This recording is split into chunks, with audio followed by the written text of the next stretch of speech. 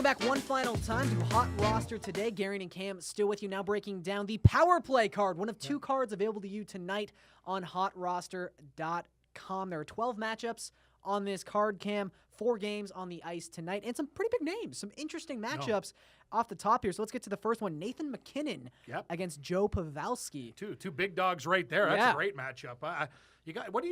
Nathan MacKinnon's coming out of the gate hot. Yeah. Pavelski's a guy that, he's going to be among the top of everything. This is what you got to look for on Hot Roster, though. The shots on goal is so key. Yeah. So when you're breaking it down, MacKinnon has more points to start the year, but it's a small sample size. But I'm telling you, Pavelski has 9 shots in 2 games. Yeah. MacKinnon had the 1. So when I'm breaking it down, I'm going to take the guy who has way more shots.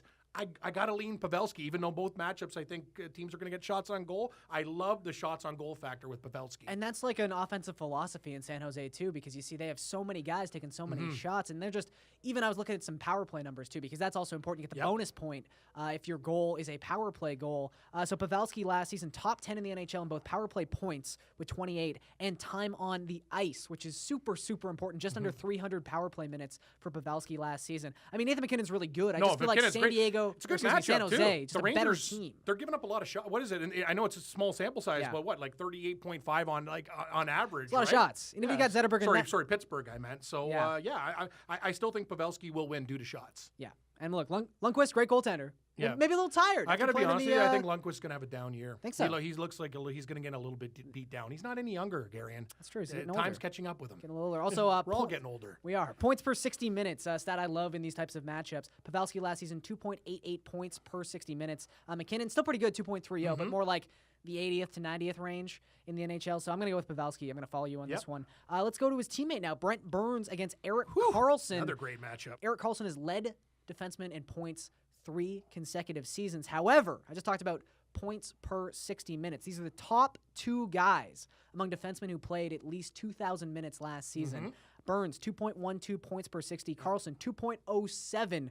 This is a great matchup, Cam. Is there a particular way you're leaning? How are you thinking? They're here? both pretty even in shots, and I'm trying to break it down. You said it, all statistics are basically even.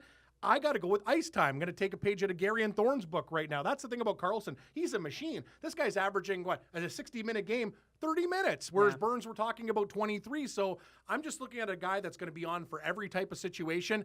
Give me the guy who gets more ice time. I lean Karlsson. Both guys are money. They get you points and everything, but I'm going with Karlsson. Yeah, the power play time's there for both of them. The power play points they is there do for both everything of them. well. But I'm with more. you. Like I was really close to leaning Karlsson because of that ice time. I mean, it's a massive gap, but I will say, you mentioned shots before with Pavelski. Last season, the only person to take more shots than the 353 that Brent Burns took was Alexander Ovechkin. He's going to get his shots in, too. So Burns likes to shoot. I'm going to go with the no conscience of Brent Burns and just have him fire pucks on net all night. I'm going to take Burns in what is a very close matchup, probably my favorite matchup on the board, just in terms of how close it could possibly be. Let's get to an over-under now. Evgeny Malkin, over-under 4 points.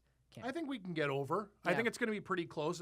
He has 6 shots in the 2 games, but he averages about 5 fantasy points a game over the number. Think about Malkin, too. He might be good for a little dirty penalty, something in there, but it's going to be really close to the number. I think 4 is a little bit low. I would have made the total at 4.5 because I think he gets 5, Garian. Yeah, I think I saw 4 and I was a little taken aback by that. I mean, it's Malkin's one of those guys who I think he creates this image in your mind, and he's almost got a negative connotation to his name now, where he's always hurt, this and that. He's healthy right now. He's got 3 points in 2 games, and that's the thing. I mean, you look at his numbers from last season, and again, I'm going to go back to this number a lot. I think we're talking about hockey matchups. I just think it's so applicable to Hot Roster specifically in these one-game fantasy segments. But points per 60 minutes, 3.15. I mean, he only played in 57 contests last season, so his total point totals for the season are down across the board, but 7th in the league, one of just 12 guys to score over 3 points per 60 minutes. That'll get you over That'll 4. get you over the number, Cam. I'm with you. In Colorado, too, has been a bad defensive team. Even going back to last season, 6th most goals allowed last year. They allowed 5 in their first game this year. I mean, who's to say Malkin doesn't, pot a couple? Yep, exactly. Genos tonight, as the beauties likes to say. Go Gino.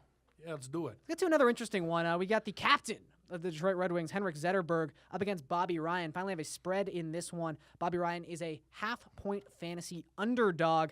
I'm feeling really strongly about Ryan. This could be our favorite match of the day. I can't believe I would have made Zetterberg an underdog. That's how good I feel about Ryan. Zetterberg, 1 point. He's a -4. Half of the Detroit's team's a -4 to start the year. Yeah. And as for Bobby Ryan, he said he was a guy that underachieved. He's come out of the gate hot, 3 points in his first 2 games. He looks like a man possessed. I love this matchup.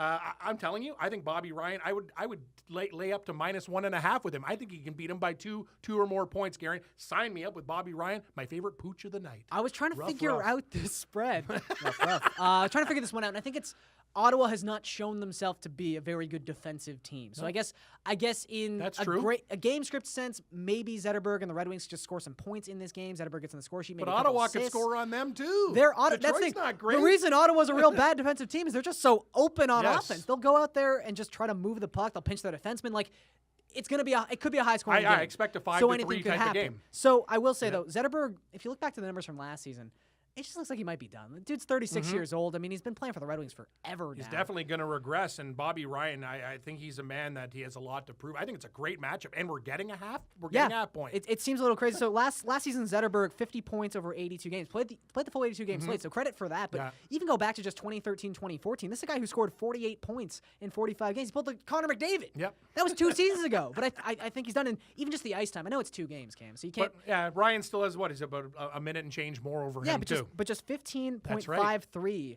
Like it was 17 and change last season. It's going to continue to go down. So that is the power play card available to you on HotRoster tonight. 12 matchups from which to choose from. Maybe you take some of those. Maybe take our advice. Who knows? But for Cam Stewart, I'm Gary and Thorne. Catch you guys next time.